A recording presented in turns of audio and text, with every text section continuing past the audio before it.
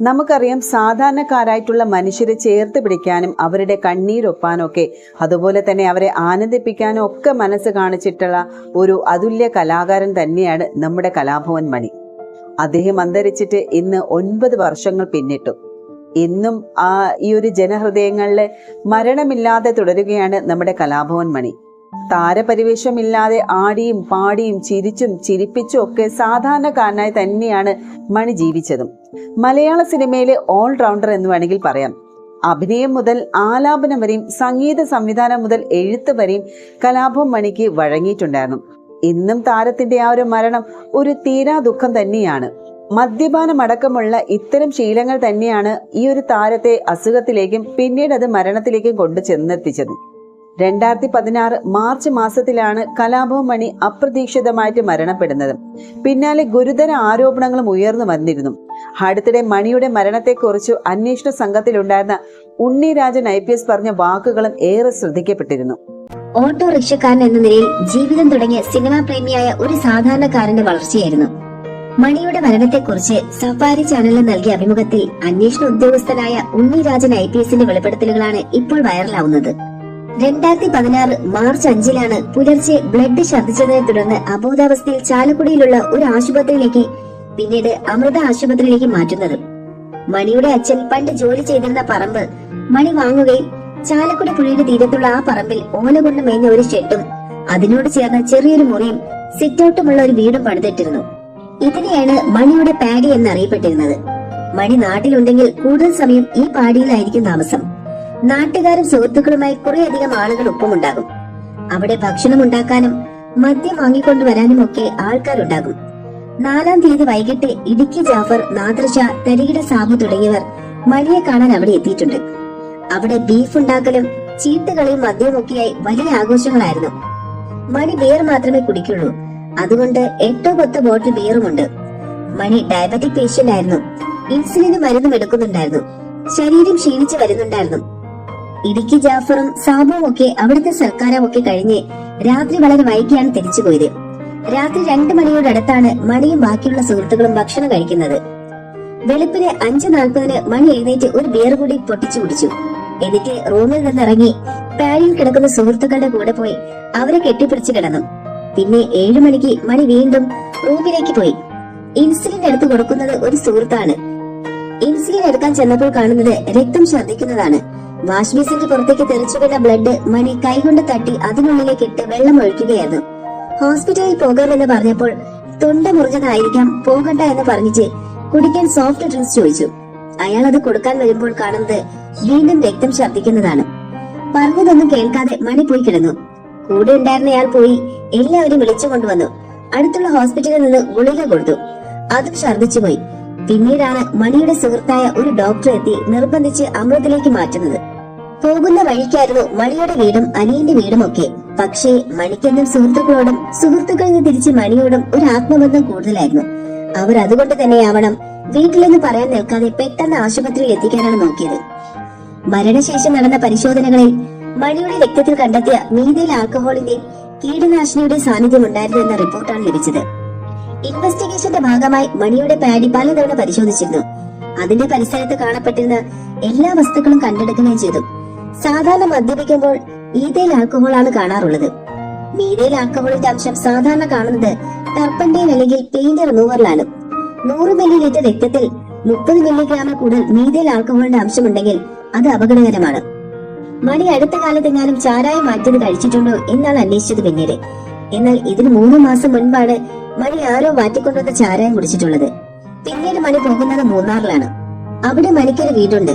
അവിടെ കമ്പനി കൂടിയോ എന്ന് അന്വേഷിച്ചപ്പോൾ അങ്ങനെ ഒരു വിവരവും കിട്ടിയില്ല. മണിയുടെ ശരീരത്തിൽ വളരെ കുറച്ചളവേ മീഥൈൽ ആൽക്കഹോൾ ഉണ്ടായിരുന്നുള്ളൂ.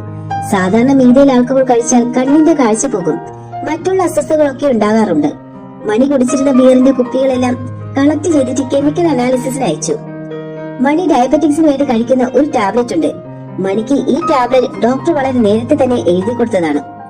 ഈ ടാബ്ലറ്റിനോടൊപ്പം മദ്യം കഴിക്കാൻ പാടില്ല.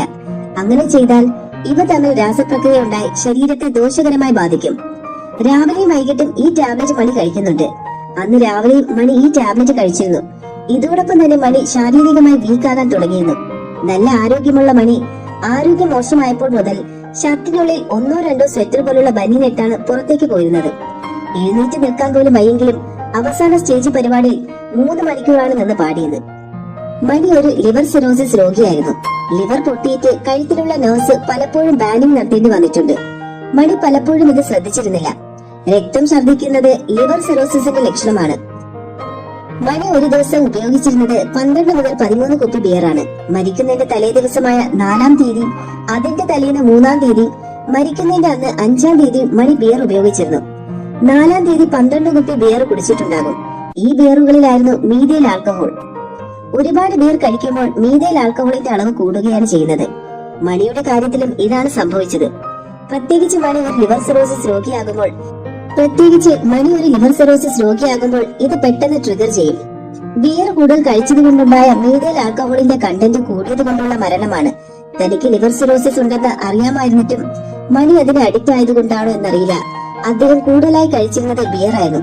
അത് അറിയാതെയാണെങ്കിലും മരണം വില കൊടുത്ത് മേടിക്കുന്നതിന് തുല്യമായിരുന്നു എന്ന് ഉണ്ണിരാജൻ IPS പറയുന്നു.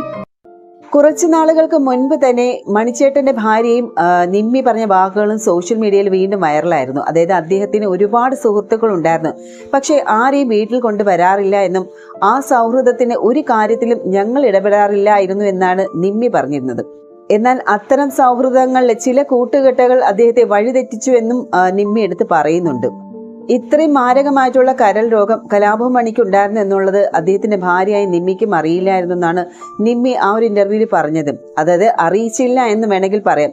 ഒരു രോഗിയായിട്ട് അറിയപ്പെടാൻ അദ്ദേഹം ആഗ്രഹിച്ചിരുന്നില്ല എന്നും മരണശേഷം പുറത്തു വന്ന ചില വാർത്തകൾ കേട്ടാൽ അദ്ദേഹത്തിന്റെ ആത്മാ പോലും പുറക്കില്ല എന്നാണ് നിമ്മി പറഞ്ഞത്. അതുമാത്രവുമല്ല, അദ്ദേഹത്തിന്റെ പോസിറ്റീവ് വശങ്ങൾ മാത്രമേ എന്നും കാണാൻ ശ്രമിച്ചിട്ടുള്ളൂ എന്നും നെഗറ്റീവ് വശങ്ങളൊന്നും തന്നെ ശ്രദ്ധിച്ചിരുന്നില്ല എന്നും അദ്ദേഹം നടക്കുമ്പോൾ പുറകെ നടക്കാനായിരുന്നു ആഗ്രഹിച്ചിരുന്നതൊക്കെയാണ് എന്ന് നിമ്മി പറയുന്നത്. ഒപ്പം നടക്കാൻ പോലും ശ്രമിച്ചിട്ടില്ല എന്ന് നിമ്മി ആ ഒരു ഇന്റർവ്യൂയിലൂടെ പറയുന്നുണ്ട്. മണിയെപ്പോലെ തന്നെ അദ്ദേഹത്തിന്റെ കുടുംബവും ഏവർക്കും പ്രിയപ്പെട്ടത് തന്നെയാണ്. സഹോദരങ്ങളെക്കുറിച്ചും തന്നെ ഭാര്യയെക്കുറിച്ചും മകളെക്കുറിച്ചുമെല്ലാം അദ്ദേഹം എപ്പോഴും വാചാലനാകാറുണ്ട്. മകളായ ശ്രീലക്ഷ്മിയെ ഡോക്ടറാക്കാനാണ് ആഗ്രഹമെന്ന് അദ്ദേഹം പറഞ്ഞിരുന്നു. അച്ഛന്റെ സ്വപ്നം സഫലമാക്കാനുള്ള ശ്രമത്തിൽ തന്നെയാണ് മകൾ ശ്രീലക്ഷ്മി.